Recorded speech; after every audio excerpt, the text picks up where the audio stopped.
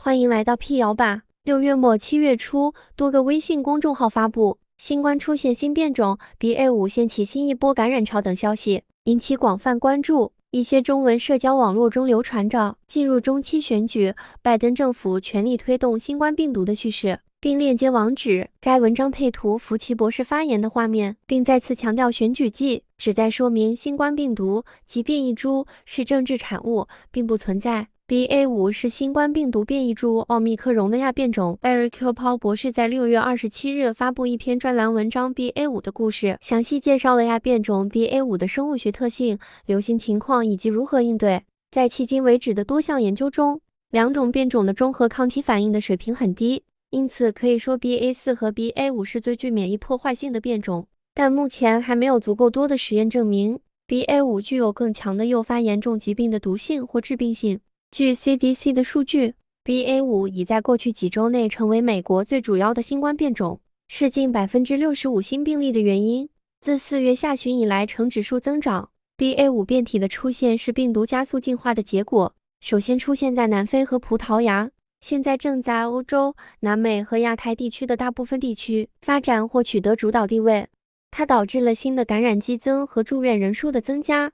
但幸运的是，死亡或进入重症监护室的人数没有相应增加。BA.5 之所以一枝独秀，主要是与它的免疫逃逸特性有关。也就是说，先前奥密克戎变体的多种不同突变，使我们对它的免疫反应变得迟钝。多种疫苗剂量、加强针和感染对它的防范能力都有所下降。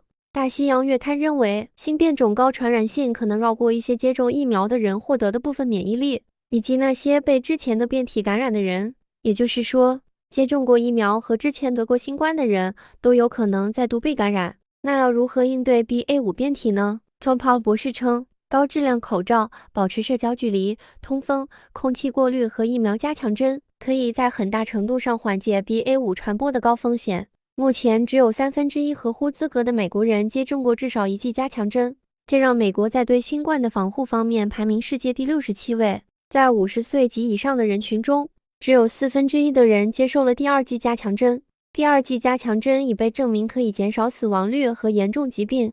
CDC 数据显示，50岁及以上人群接种第2剂加强针后，将死亡率降低了14倍。福奇博士在7月12日表示，与早期的奥密克戎亚变体相比， BA.5 不会带来更大的住院和重疾的风险。但他强调，只要病毒不受控制的传播，未来的变异株将继续出现。综上 ，BA.5 是新冠病毒变异株奥密克戎的亚变种，等于确实正在快速传播。中文媒体中所说的新变种传播性强均属实。部分消息引用极右翼网站的阴谋论称，新冠病毒及变异株均是拜登政府为了中期选举而捏造的，并不符合科学事实。